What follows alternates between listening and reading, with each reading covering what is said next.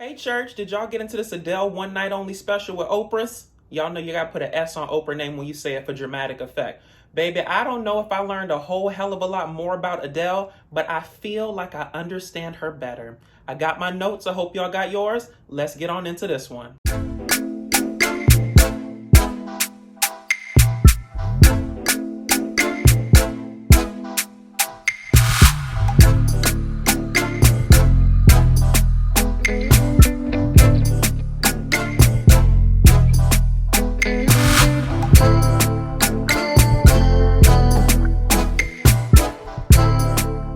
All right, y'all, so let's get right on into it. The interview was sort of phrased as a 2 hour special, which translated to 1 hour of singing and another hour sitting down with Oprah, okay? Now, let's get this out the way.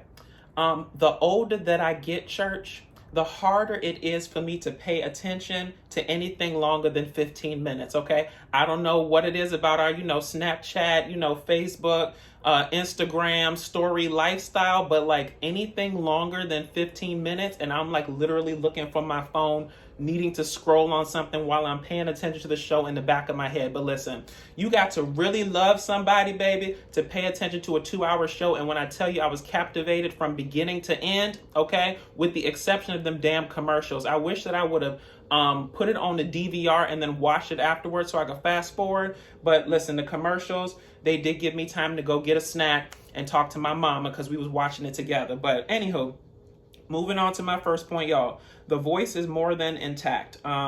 Yes, Adele's voice is transcendent, okay?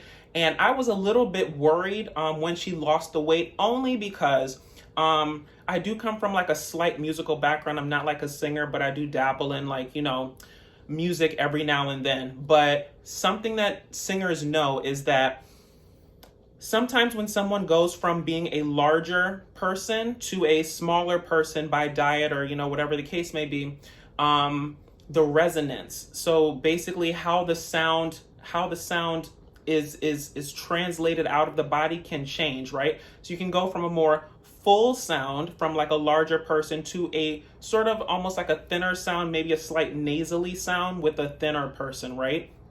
And so it really takes skill on behalf of the singer to make sure that the sound doesn't really change. But, the weight constraints are what they are. A larger frame person has more resonance than a smaller frame person. But if you already know how to sing, it's really a moot point. And I really think that due to Adele's vast talent, if there's any sort of change in her voice, I really didn't notice it. So, music people, drop down in the comments and let me know whether or not you think Adele's voice has changed any. I think it still sounds as clear as a bell. And if anything, it gets better with time. Now, just in terms of the fashions, I thought she looked fabulous, okay? She had like a black evening gown look for the actual performance section. And when she was sitting down with Oprah, she had on like a nice little, white type Dynasty, Celine Dion, MTV Movie Awards type look or whatever. It was really, really nice, very classy, very crisp, very clean. And I also wrote down that Oprah looks great too, okay? Because listen, I do not come for the queen of all media, okay? So take this in the spirit that it is given, church, okay? But when she sat down with Harry and Meghan in that Pepto-Bismol thing, I was like, Mama Oprah, you got too many coins to be looking like this, sis, okay? So listen, she done talked to her people or her people talked to her, and she made sure that Mama was beat, okay? So Oprah was looking good. Now, on to this audience. I thought that the audience at the actual performance show was gonna be like filled with fans and stuff. Okay, surprise to me when I'm looking to the audience, I'm like, oh, that's Melissa McCarthy. Oh wait, that's Gabrielle Union and Dwayne Wayne. I said, ain't that Chef Ramsay? I was like, okay, this is a star-studded audience, which actually loosely makes sense because later on in the special we find out that Adele's son is in the audience and he's basically watching his mother perform for the first time. And baby, Adele does not play when it comes to her child and security and the paparazzi and making sure that, you don't see hide nor tail of this child. So it sort of made sense that the whole audience was star-studded and probably security was paramount because they all know that, keep it on the hush. This is for, between me and you, but we're also sharing it with the world and Oprah. So I thought it was a really, really great production all around. I love the just the theme of the night, the ethereal nature of it, the planetary thing. Like, they were at the Griffith Observatory, which I think is in Los Angeles. Y'all correct me if I'm wrong. But from her like Saturn tattoo on her forearm to, you know, the earrings and stuff, it just seemed to all tie into the dress with the like the little the glittery detail, which sort of to me mirrored like, you know, a night sky. I thought it was really good tying it all in. So I'm all here for a theme. Now, moving forward to the real meat of the damn special. So Adele doesn't think she's as deep as her music. I understand that, because sort of when you're an artist and you're performing your art, it comes from you. You sort of dissociate yourself from yourself. Like you take a thread of what you're going through and then you put pen to paper and it comes out a different way, right? So you might have had, you know, XYZ experience, but when it comes down to the paper, it's like ABCDEFG experience, and so many people can relate to it. And I think that's what people really love about Adele, because people gravitate towards her because she's not afraid to show that she's falling apart through her music, right? So her pain is sort of palpable through the art that she creates, right? And so even if she doesn't believe that she's as deep as her music is so transcendent that everyone seems to take a piece of it and they can apply it to their own life. So to me, that's the hallmark of a great a great artist, being able to connect with your audience on many levels, right? And it was also really cool just to see Adele's playful side, just in terms of that she doesn't take herself too seriously. I think that's another thing that people gravitate towards with her, because, you know, if you're comparing her to people in her level, right? So if you're talking about like Beyonce, for instance, there's something very inaccessible about Beyonce, right? Which puts a mystery around her, right? But then you have someone like Adele, where the minute she opens her mouth and talks, you know, she's cussing one minute, she's doing something the next, she's playing practical jokes on people, she's laughing her head off. You know, she just seems much more accessible on a friendship tip, right, than sort of a Beyonce. And I'm not coming for Beyonce in any way, shape, or form. I'm just saying that the mystique that Beyonce has around her works for her, right? But Adele's in her own lane, and it's more of an accessible type of mystique. So y'all drop down in the comments and let me know if you agree or not. Now, on to her self-realization point when she was talking to Oprah. She basically said that she divulged to some of her friends that she wasn't happy. And I think that this is a very pivotal thing that we should talk about, because so often people feel that when you have money, access, fame, etc., and you live a charmed life, that, you know, you don't have any problems, right? My mom has always taught me the phrase, new level, new devil. And personally, I've always tried to not be envious or jealous or, you know, wanting of people that have nice things, right? Because in my mindset, you don't know what it takes to maintain those nice things, you know?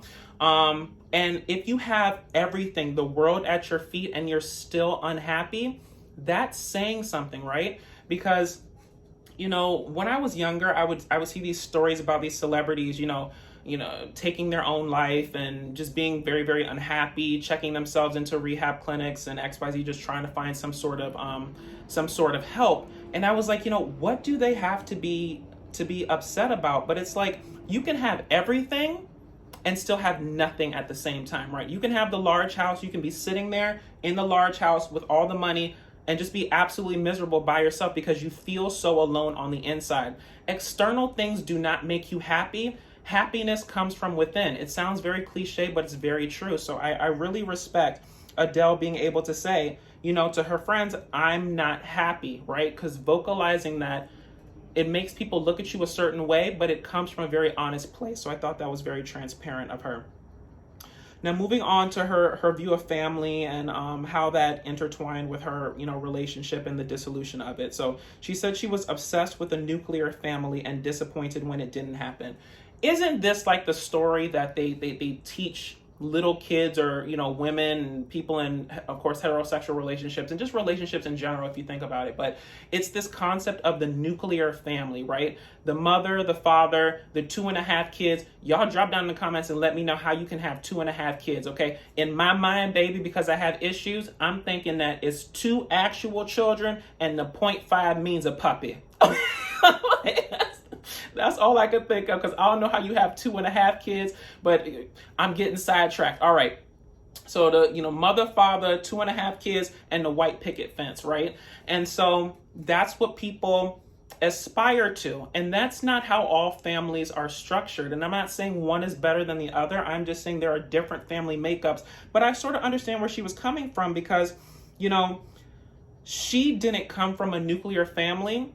And I think that sometimes when you don't come from something and you don't know it, you aspire to it not knowing what it is, right? So it could be great. Don't get me wrong. There's nothing wrong with 2 parents, 2.5 kids, a picket fence, the house in the suburbs. There's nothing wrong to aspire to that. But I don't think you can base your happiness on that. Just to tell y'all just a randomly quick story. So I grew up in the suburbs, right? So the 2-parent household, 2 kids. We did have a dog, so I guess that's the 0.5 baby and like the nuclear family setup, right? And so I have this friend who grew up in an apartment, and so he aspires to having a house, right? Whereas I wanted, once I left my parents' house, I wanted an apartment. And so it just shows you like the different mindsets. Like you always gravitate towards what you can't have. I thought an apartment in the sky was fabulous, and he's thinking that I have everything because I grew up in a suburb in a house. So I'm not saying one is better than the other. I'm just saying that I understand longing for the things that you don't have, and also the disappointment when they don't work out, right? So very, very transparent, very, very relatable with that. She says that she felt selfish for blowing up her child's life for her happiness. I get it. I definitely get it. Not that I understand, because I've gone through that. I don't have children or anything of that sort. Hopefully I'll be blessed to have them one day. We'll see. They say God makes, we make plans and God laughs. So, I'm putting you on notice, Jesus.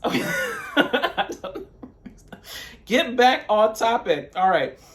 You said she felt selfish for blowing up her child's life for her happiness. Life is short. And the way I feel about it is that children can sense unhappiness in a marriage and between their parents, right? Growing up in a household where my parents, they loved each other, but they fought. That's all I know. All I associated relationships with is people bickering back and forth. Now, don't get me wrong. It wasn't bickering and anger. It was bickering and love and just bickering because they needed something to bicker about. But listen, that was my view of relationships. And so children are not stupid. They pick up on energy. And I really, truly feel that even though she feels this anxiety and this guilt about blowing up her child's life, or her child's view of this nuclear family, or whatever the case may be, I think that in the long run, you do your child a disservice if you stay in a situation that does not serve you, right? Because that just leads to you being resentful, you being unhappy, and then you transfer that down to the child, whether knowingly or unknowingly, right? And I don't know how old Adele's child is, but suffice it to say, he's probably young enough that he's not going to really, if the parents divorce and go their separate ways, like, kids are very resilient. They'll be able to adapt to what's going on. I think open communication is key, which I think she said that, she shares with her son to a certain extent, or telling him what he can understand at that age. I think that's important, but I understand feeling selfish for pursuing your own happiness, but I think in the grand scheme of things, if you're happier, the child will be happier too. Now, on to her husband and the dissolution of her marriage. She says her husband came in for the right season and right reason. I love him. I'm just not in love with him. I think that's very honest. Okay. And piggybacking off of my earlier point, it's okay to chase the things that make you happy. And it's also okay to say that something is not working, right? Too often than not, people stay in situations that don't serve them because they feel that they have to check these things off. I got the perfect job. I got the husband. I got the house in the suburbs. I'm making X amount of money. I'm doing this, that, and the third. I'm checking off boxes. Why am I not happy in the situation when I should be? And I think sometimes people can, I don't know who this quote came from, but I use it all the time. But people sometimes confuse seasonal people with lifetime expectations, and it always tends to lead to ruin, right? So I'm not saying that this man is not going to be in her life forever, because clearly if she has a child with him, he's going to be there for X number of years on into the future. They're always going to be connected in some capacity. But if the situation is no longer serving you and you don't feel the passion, I think that's what I really gleaned from what Adele was saying. Like, everything on paper between them was fine, right? Like, they had a good relationship, they seemed friendly enough, they had the child, they had the money, they had the house, they had the success, but it just seemed like the passion, right? The passion and the love was missing. And sometimes it's hard to decide whether or not to torpedo your life because you're missing one aspect of it. And I think it really takes a lot of introspection and a lot of therapy and a lot of just self-thinking to just realize, is this something that I can't live without, right? And if it is, then feel free to pursue your happiness. Like, life is way too short to sit in a situation that no longer serves you and that you don't feel any joy in, right? And you can love somebody and not be in love with them, okay? That's okay. Those are two different things. I can love you and not be in love with you. And I think she's really searching for that passion and that person that she can be in love with. So I think it's very relatable. And true to form, I think she's going to help a lot of people that are in situations that perhaps aren't the best fit for them. And just because you aren't miserable doesn't mean that you need to soldier on through something, right? I think sometimes we get into a situation where, it's okay. It's not perfect. It's okay, right? And I can keep on moving in that instance. But it's like, if you feel that you can find something better somewhere else and something is lacking, listen to that voice, okay? Some people are always wondering, like, what is God's voice? Like, what is God saying? Why can't I hear him? And I feel like sometimes we try to put this whole mystique on it, thinking that you need to hear like a deep voice from heaven. And sometimes God is that voice in the back of your head saying, this is not right. You deserve better. There's better out there for you, and listen to that. So I'm glad that she listened to it and moved forward with that. Oprah got into the wounds that she's trying to heal. And we find out about Adele's dad and his lack of presence in her life and the alcoholism that kept him away. And I do think that parents can transfer those kind of deep-rooted scars, because it seemed like that was something pivotal in her life, her father leaving, that probably wanted her to, or probably motivated her to pursue that nuclear family thing because her family, slipped away. She also says that it led to her having zero expectations in relationships because she sabotaged them first. When I tell you, y'all, I identify with this so much, right? Just talking about Adele first, right? So because of the trauma of her father leaving and not being present in the household, she associated relationships with men as, they're going to leave. They're going to disappoint me. They're not going to be around, right? And so when she got into actual relationships and she was dating and, and fool-la-la in the street and whatnot, she would always self-sabotage them because in the back of her head, she had that trauma with her father where it was like, I need to sabotage this before I let you hurt me, right? And it's like a fight or flight response. It's like, I can enjoy you. I think that you're great. We have a good time, but I know that this is not going to last, or, my trauma is telling me that this is not going to last and I need to get out of it to protect myself because I don't want to feel the pain that I felt before. So really pay attention to the scars that your parents, your family, aunts, uncles, or whatever leave in you, and how they appear later on in life and affect your relationships moving forward. Very pivotal stuff right there. So then we find out how she managed these feelings in terms of, managing this career, feeling this guilt over her child, the lack of presence of her dad, and it sort of led her to this working out thing. So the working out was a substitute for the drinking and anxiety. And as I said before, Adele's father seemed to have suffered from some form of alcoholism, and she turned to alcohol for comfort, right, from the anxiety from, I guess, that situation, that trauma, as well as what she was going through in her marriage and just her general level of anxiety, right? And so we have to sort of battle against these generational curses, right? Whether it be alcoholism or if you're bad with money or XYZ, like you have to battle against them, right? But I think that in order to get through something, you have to go through it how it is. Like sometimes it's not pretty. So if she turned to alcohol in that sense and she was, drunk off her ass and trying to make it through, I'm glad that she found something to substitute it with, right? Because I've said this before. It's very hard for people to kick addictions, right? To me, an addiction never really goes away. You just substitute it with something else, right? So maybe you don't do crack anymore, you drink wine, okay? Or, in Adele's case, maybe I don't drink anymore, I don't drink as much anymore. I substitute that with working out. So I understand that. Like energy is never lost, it's just recirculated. And that's how I feel in terms of things or habits that you have, right? So she recognized that the alcohol wasn't a good thing for her and she needed to substitute it with something else. The anxiety needed to be managed, and the way it was managed was through the working out. So I understand it all makes sense in a holistic way. She says she lost 100 pounds in 2 years. Now, in totality, that sounds like a lot, y'all. But when I did the math, okay, and I went down to my TI 83 Plus calculator, catch that for those of you out there who had a TI 83 back in the day. I went down to my TI 83, and it said that pretty much translated to about 4 pounds a month over a 2-year period, which is not bad, okay? I think that's actually pretty manageable, and it's an aggressive form of weight loss, but if she was managing all these emotions and anxiety by working out, it makes sense. She is from a privileged situation, so she had the time to have the trainer and the nutritionist and whatever, but it was very curious for me to realize that the weight loss was really a side effect of the anxiety management. It wasn't like she looked at herself in the mirror and she said, I need to lose weight. I'm not happy with myself. She said, I was body positive when I was large.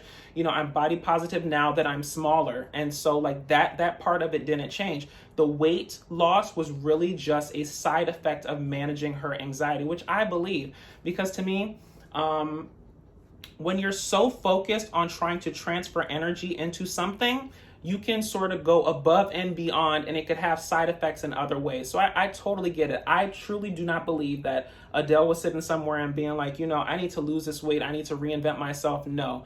I think that having time on her hands, having all these emotions in her head, it translated to her needing to expend this additional energy, and that resulted in the weight loss. Now, on to a topic of contention that people seem to have regarding her weight loss was whether or not Adele deserted or abandoned, her big girls, right? The people that look like her, right? Because I think Adele was very pivotal, just in terms of an artist, because you always see a very over-sexualized artists these days, especially when it comes to the female artists. They have little to no clothing on. It's the dance routines, the gyrating on stage, the twerking. Don't get me wrong, I love all of it. I think there's a time and place for everything, especially twerking.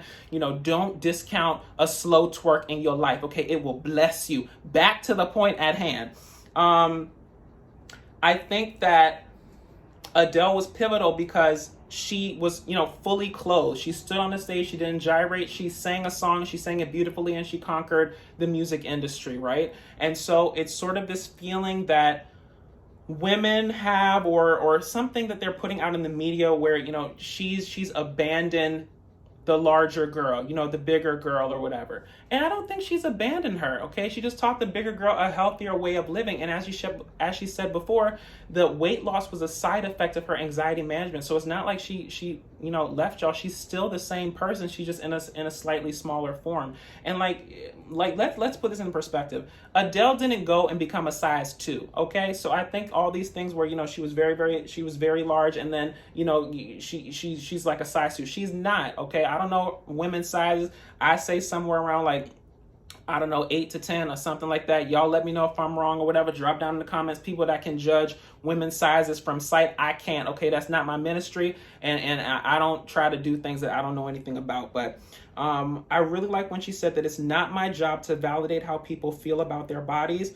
because my body has always been objectified. And that's very true. You know, she put herself out for public consumption, and because of that, she's going to be villainized. She's damned if she does and damned if she doesn't. If she doesn't lose the weight, then she's, you know, large and people think that she's unhealthy. If she loses the weight, then she's abandoning the big girls and, you know, something's internally wrong and she's trying to have this revenge body to make her ex-husband jealous. Like, there's no way to win. There's no way to make everyone happy, so you might as well thread the middle and do what makes you happy. So I understand that. And it's not her job to validate how people feel about her body. That's your own internal struggle. Adele says, I have enough shit on my plate. I do not have time to put people's insecurities about their bodies on my plate as well. That is not my ministry, and I will not put that on my back. So good for her. I also like that she said she found peace with her dad before he died.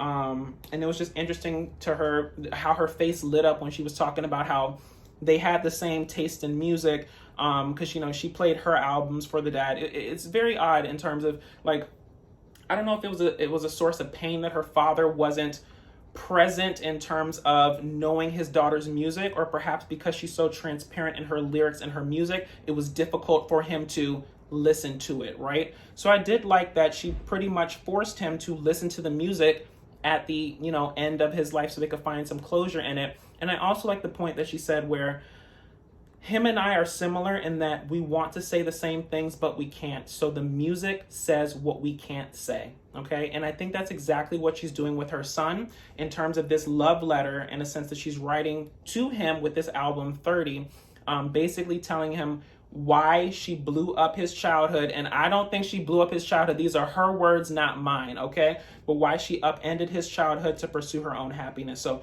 it was very interesting just seeing that link between Adele and her father's relationship as well as Adele and her son's relationship. So really nice link there. And on to Adele's new love. You know, she said she met her new man, Rich Paul, who's a, you know, super agent to LeBron James, has his own management company worth a whole bunch of money, XYZ. But she said this is her first opportunity to be open and be open to love. I think that's great. And I think the subtext to her relationship with Rich Paul is that there's passion there, right? There's passion, there's a love. I don't know if she's in love with him yet. Of course, she didn't say that through the thing, but just the way her eyes lit up when she talked about him, you know, how passionate she was about expressing to Oprah how this was different than anything she's experienced before. I think that that's the element of passion that she was perhaps missing before. I don't know if Rich Paul is the first person that she's dated since, you know, she broke up with the husband, so it could be like a rebound situation. I doubt it. Just from Adele talking about, you know, her drinking and clubbing and XYZ and stuff, I think that there were probably a few people in between the dissolution of her marriage to her husband and getting with Rich Paul. So hopefully this is a stable, mature relationship that's, you know, grounded in passion, shared interests, shared commonalities. There's not a big wealth disparity in terms of them, because I'm sure Adele's worth more, but baby, whether you're worth 100 million or 350 million, at that point, the lifestyle is the same. So I think that they seem to be equally yoked, and I'm glad that she found the passion that she didn't have before. And then just to our last point, y'all, what do you want? Oprah put on her Olivia Pope hat and she just asked Adele, what do you want? And Adele responded with peace of mind and stability. That's really all we can really want in life. I mean, I know I want that for myself for sure, peace of mind and stability, because if you do not have peace in your life, everything else is in chaos. So it really starts with peace of self, and then you can transfer that to all the different aspects of your life. And just someone that's stable, to be stable yourself also, but finding someone or surrounding yourself with people that are stable and consistent, right? Because that leads to a level of consistency in all aspects of your life. So I thought that was amazing. So I think that's really all I wanted to say on this special, y'all. So if you liked what I said, please feel free to like, comment, and subscribe. Follow me on all social media at DatDamnDasher. And until next time, I'm going to leave you with the quote that Adele said at the end of the special. If you're not feeling anything, you're missing everything. I'll talk to y'all later. Bye.